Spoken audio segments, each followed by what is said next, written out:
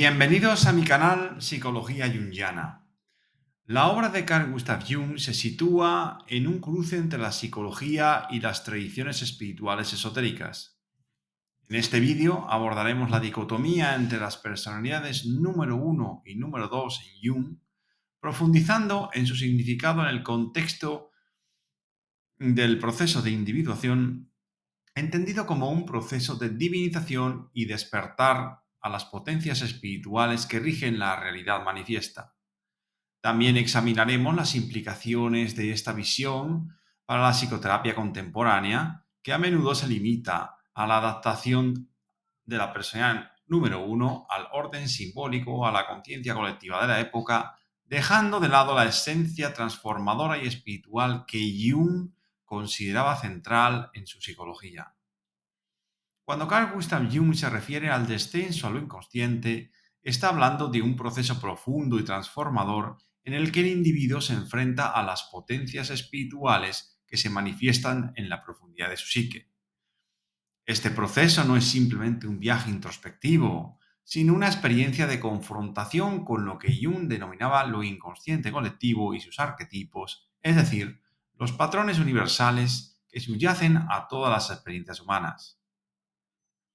El descenso a lo inconsciente, para Jung, no es solo una parte reprimida y no consciente del individuo, no es solamente la confrontación con esto, sino que lo inconsciente en realidad tiene dos niveles. Uno es lo inconsciente personal y el otro nivel es lo inconsciente colectivo. Lo inconsciente personal contiene recuerdos, emociones y deseos reprimidos que le resultan desagradables al yo, que son específicos de cada individuo. Por otro lado, lo inconsciente colectivo es una dimensión más profunda que incluye arquetipos o potencias espirituales compartidos por toda la humanidad. Cuando Jung habla del descenso a lo inconsciente, se refiere principalmente al acceso y confrontación con este inconsciente colectivo. Este descenso es un proceso en el que el individuo se enfrenta a las sombras de su propia psique, integrando aspectos de sí mismo que le son totalmente desconocidos. Este proceso no solo tiene un carácter terapéutico, sino que es una verdadera iniciación espiritual. Durante este descenso a los infiernos, o a lo inconsciente, el individuo no solo enfrenta su sombra, sino que también descubre y se relaciona con los principios universales que Jung llama arquetipos. Los arquetipos son formas primordiales o patrones de comportamiento y experiencia que existen en lo inconsciente colectivo. Son las estructuras fundamentales que organizan cómo percibimos el mundo y a nosotros mismos. Al relacionarse con estos arquetipos, el individuo descubre la realidad óntica allende la realidad material que percibimos con los cinco sentidos, una verdad más profunda y universal que subyace a las experiencias superficiales de la vida cotidiana. Esta realidad es, de acuerdo con Jung, una expresión de los principios que gobiernan no solo la psique humana, sino también el cosmos en su totalidad. La personalidad número 2, de acuerdo con Jung, se desarrolla a medida que el individuo profundiza en su exploración de lo inconsciente y se relaciona con estos principios arquetípicos o potencias espirituales. Esta personalidad número 2 está en contacto directo con las corrientes subterráneas que atraviesan la historia de la humanidad, lo que Jung denomina el espíritu de las profundidades. A diferencia de la personalidad número 1, que está alineada con el espíritu de los tiempos mediante la adaptación social, la personalidad número 2 está en sintonía con lo eterno, con los valores y verdades que trascienden las modas y convenciones temporales.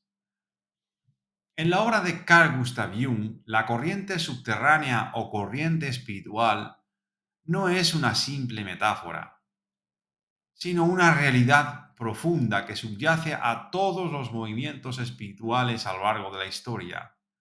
Esta corriente representa lo que Jung denominó el espíritu de las profundidades, una fuerza arquetípica y espiritual que emerge en ciertos individuos en diversas épocas y lugares. Estos individuos, al entrar en contacto con esta corriente subterránea, se convierten en portadores de un conocimiento espiritual profundo que luego da origen a movimientos y tradiciones espirituales como el gnosticismo, el hermetismo, la alquimia y las corrientes místicas presentes en diversas tradiciones religiosas. La personalidad número 2, en la terminología junguiana, se desarrolla cuando un individuo desciende a lo inconsciente y entra en contacto con este espíritu a las profundidades. A diferencia de la personalidad número 1, como decíamos, que está orientada hacia la adaptación a las normas sociales y al espíritu de los tiempos, la personalidad número 2 está en contacto directo con esta corriente espiritual subterránea. Es a través de esta conexión que el individuo accede a verdades universales y trasciende las convenciones temporales y culturales. La personalidad número 2 se convierte en el vehículo a través del cual el espíritu de la profundidad se manifiesta en el mundo. Este contacto no es solo una experiencia interna, sino que tiene implicaciones profundas, ya que estas experiencias dan lugar a movimientos espirituales que influyen en la historia de la humanidad. La gnosis, por ejemplo, es una de las manifestaciones más claras de esta corriente subterránea. Los gnósticos fueron individuos que, al entrar en contacto con el espíritu de la profundidad, desarrollaron una comprensión profunda y esotérica de lo divino. Esta comprensión o gnosis no se basaba en enseñanzas dogmáticas, sino en una experiencia directa y transformadora de lo espiritual o de lo divino. El espíritu de las profundidades se manifiesta en los gnósticos como un impulso para trascender la realidad material y acceder a una verdad más profunda y eterna. Esta corriente espiritual subterránea, al emerger en individuos como los gnósticos, se convierte en la base de un movimiento espiritual que busca liberar al alma de las limitaciones del mundo físico y conectarla con lo divino. El hermetismo es otra tradición que surge de esta corriente subterránea. Los textos herméticos, atribuidos a Hermes Trismegisto, expresan una visión del mundo en la que lo divino y lo humano están profundamente interconectados. Este conocimiento, que se transmite a través de una cadena de iniciados, refleja la influencia del espíritu de las profundidades en aquellos que, al conectarse con esta corriente, perciben una realidad más allá de las apariencias externas. El hermetismo, al igual que el gnosticismo, representa una tradición espiritual que desafía las estructuras religiosas y culturales dominantes, ofreciendo una visión esotérica que proviene del contacto directo con la dimensión arquetípica y espiritual de la realidad. Es el espíritu de las profundidades el que impulsa a los hermetistas a buscar un conocimiento esotérico que revele la verdadera naturaleza del cosmos y del ser humano. La alquimia, aunque a menudo se malinterpreta como una protoquímica, es en realidad una tradición espiritual que se centra en la transformación del alma. Jung vio en la alquimia una expresión simbólica del proceso de individuación, donde el espíritu de las profundidades guía al alquimista en un viaje de purificación y de elevación espiritual. Los procesos alquímicos, como el anhidro, o putrefacción, el albedo, o purificación y el arruedo, o iluminación, son etapas de una transformación interior impulsada por el espíritu de las profundidades. Los alquimistas, al entrar en contacto con esta corriente espiritual, no solo buscaban transformar los metales, sino que aspiraban a una transmutación de su propio ser interior, alcanzando una unión con lo divino. El místico andalusí Ibn Arabi, por ejemplo, es otra figura clave que representa la manifestación del espíritu de la profundidad. Ibn Arabi, también conocido como el mayor de los maestros, fue un filósofo místico sufí cuyas enseñanzas influyeron profundamente en la espiritualidad islámica. Ibn al-Arabi desarrolló una cosmología espiritual centrada en la idea de la unidad del ser, donde todas las cosas son manifestaciones de la realidad divina única. Para él, el conocimiento verdadero no se encuentra en los textos religiosos o en las enseñanzas exteriores, sino en una experiencia directa y mística de Dios, alcanzada a través de la introspección y la purificación del corazón. La experiencia mística en la obra de Ibn al-Arabi es un viaje hacia el corazón, el centro espiritual del ser, donde se revela la verdadera esencia, es decir, la verdad divina. Este proceso es una manifestación del espíritu de las profundidades que lleva al místico a trascender las limitaciones de la existencia material y a unirse con la realidad divina. La cosmología de Ibn Arabi enfatiza la interconexión con lo divino y lo humano, similar a las ideas del hermetismo, y sugiere que la verdadera realización espiritual implica reconocer esta unidad subyacente. También encontramos esto mismo en la mística cristiana. Por ejemplo, en las corrientes místicas del cristianismo, como en las enseñanzas de San Juan de la Cruz o Santa Teresa de Jesús, que también se alinean con esta corriente subterránea, especialmente San Juan de la Cruz. San Juan de la Cruz, de hecho, describió un proceso de purificación espiritual conocido como la noche oscura del alma, que refleja una profunda conexión con el espíritu de la profundidad. Esta experiencia de vaciamiento y purificación conduce a la unión con Dios, un proceso que recuerda las etapas de la alquimia y que está impulsado por una búsqueda interna de lo divino. La corriente subterránea que Jung describe es, en esencia, la manifestación del espíritu y la profundidad en ciertos individuos a lo largo de la historia, quienes al entrar en contacto con esta dimensión espiritual dan origen a movimientos y tradiciones espirituales que trascienden las estructuras religiosas y culturales de su tiempo. Estas tradiciones, como la gnosis, el hermetismo, la alquimia y las diversas corrientes místicas, representan el impulso continuo del espíritu de la profundidad para revelar las verdades eternas que subyacen a la realidad manifiesta. El desarrollo de la personalidad 2 en un individuo es, por tanto, una expresión de esta corriente espiritual, que lo aleja de los valores temporales y lo conecta con una sabiduría universal. Al alinearse con el espíritu de la profundidad, el individuo no solo transforma su propia vida, sino que se convierte en un portador de esa corriente que ha influido en la evolución espiritual de la humanidad a lo largo de los siglos. El descenso a lo inconsciente, tal como lo describe Jung, es una experiencia fundamental en la que el individuo descubre los principios que gobiernan la realidad y desarrolla una nueva dimensión de su personalidad, la personalidad número 2, u hombre interior. Este proceso lo conecta con una corriente espiritual subterránea que trasciende los valores temporales y lo alinea con verdades universales, como venimos diciendo.